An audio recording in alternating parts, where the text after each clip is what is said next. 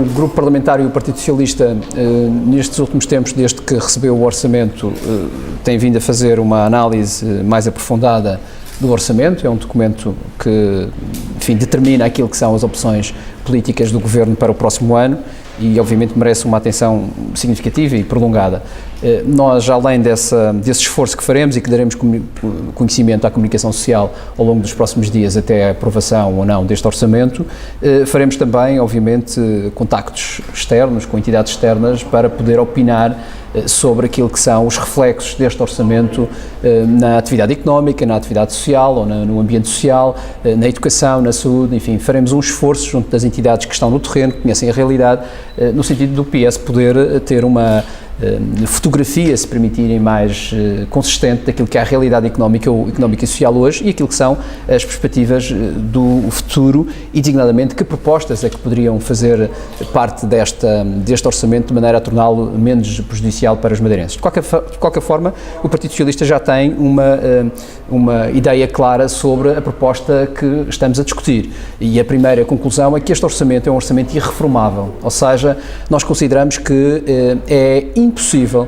tornar a base deste orçamento num orçamento positivo para a região autónoma da Madeira face ao contexto em que nós estamos, porque este orçamento parte de bases que nós discordamos radicalmente. Nós discordamos radicalmente daquilo que tem sido a orientação no âmbito do Plano de Ajustamento Económico e Financeiro, não estamos de acordo, dissemos desde a primeira hora, fomos o primeiro partido a dizê-lo e apresentamos alternativas, como é do vosso conhecimento, e, portanto, esta base em que está construído este orçamento não merece o nosso acordo, nem a nossa confiança, e os resultados estão à vista de todos. Avisamos que ia acontecer o que está a acontecer, em termos de desemprego, em termos de pobreza, em termos de falências, e de facto está-se a concretizar. Por outro lado, eu quero lembrar que o PSD e o Dr. Alberto Jardim prometeram estes senhores a Singapura do Atlântico, mas este orçamento, do nosso ponto de vista, é um meio caminho andado para transformar a Madeira no Zimbábue do Atlântico. Nós já temos, como sabem, um regime político semelhante, temos aqui uma espécie de Mugabe com os tiques iguais ou semelhantes a esse senhor e agora caminhamos a passos largos para uma africanização do modelo regional e isso é de facto muito complicado e muito triste, para não dizer uma desilusão total daquilo que esperavam os madeirenses de uma governação. Por outro lado, quero fazer 3 referências àquilo que me parece importante sobre este orçamento. Em primeiro lugar, é um orçamento absolutamente injusto porque castiga os madeirenses de forma social de forma muito significativa. Reparem que o orçamento retira das famílias e das empresas 332 milhões de euros. Ora, 332 milhões de euros em que 77% são precisamente IRS.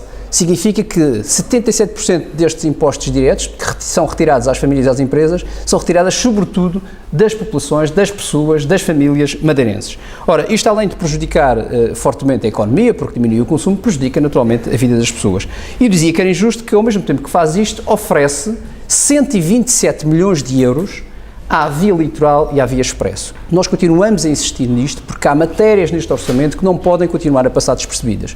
127 milhões de euros a duas empresas que oferem lucros obscenos anualmente, em média mais de 7 milhões de euros de lucro por ano, é de facto uma injustiça, uma justiça significativa e que merece uma atenção redobrada. Portanto, em primeiro lugar, quero dizer que o Partido Socialista fará uma proposta em sede de orçamento nesta matéria, fará várias, mas quero sublinhar esta que me parece muito importante, que é exigir que se faça 2 coisas ao mesmo tempo. Por um lado, a negociação seja concluída e entre em vigor já no ano de 2013, para evitar que este valor de 127 milhões sejam pagos à via litoral e à via expresso, e isso significa alterar um dos aspectos fundamentais do contrato de concessão, que é a taxa interna de rentabilidade, que é excessiva, conforme várias entidades externas já o demonstraram, é excessiva e, portanto, passar essa taxa interna de rentabilidade para pelo menos metade, que é aquilo que vigora no mercado, e ao mesmo tempo aplicar uma taxa extraordinária, de maneira a poder transferir recursos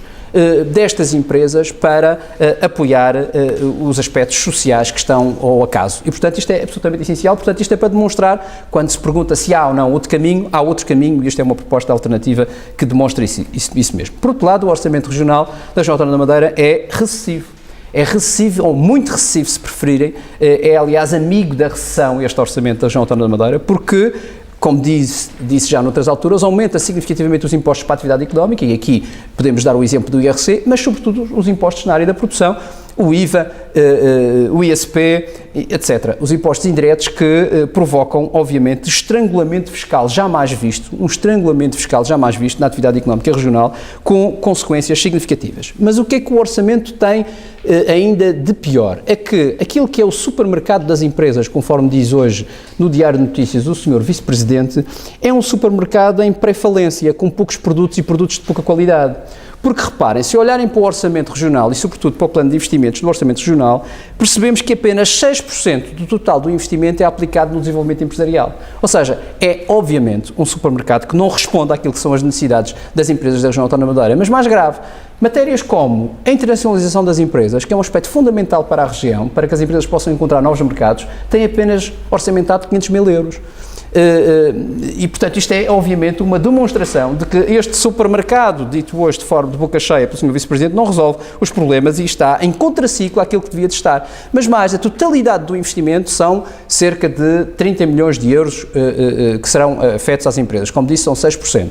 Ora, o que nós propomos, e aqui uma segunda proposta para demonstrar que é possível fazer diferente do que estamos a fazer, é que evitar ou retirar aquilo que está previsto em orçamento para as sociedades de desenvolvimento, que, como sabem, estão falidas tecnicamente, e têm as sociedades de desenvolvimento e o Jornal da Madeira, que têm uma despesa de 30 milhões de euros, está no orçamento, uma despesa conjunta de 30 milhões de euros, e que só têm receitas de 17 milhões de euros, receitas correntes, despesa corrente de 30 milhões de euros e receitas correntes de 17 milhões de euros. Isto significa o quê?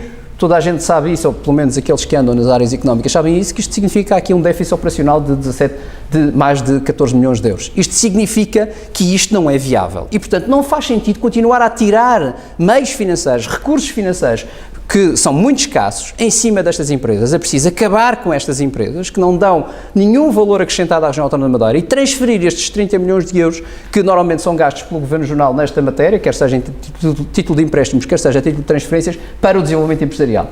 Reparem que com esta medida, mais uma vez, demonstrar que se pode fazer diferente, com esta medida duplicamos os apoios ao desenvolvimento empresarial. E convenhamos que todos compreendemos isto. Não é possível sair desta crise sem a economia a crescer, sem o PIB a crescer de forma significativa, de maneira a diminuir o nosso déficit. Terceira nota, este orçamento regional é um rol de dívidas, mais uma vez. E é um rol de dívidas porque os madeirenses têm que pagar, em primeiro lugar, em serviço da dívida, 362 milhões de euros. Isto significa 55% de totalidade das receitas fiscais da região autónoma da Madeira. Mas não é só isto.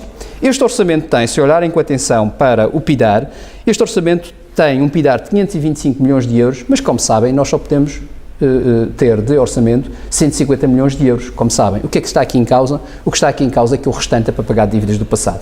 E, portanto, se nós juntarmos o serviço da dívida de 362 milhões de euros, mais 375 milhões de euros, que é o que sobra entre 525 milhões de euros menos 150, que é apenas aquilo que temos que fazer, significa que nós vamos pagar 737 milhões de euros de dívida com este orçamento.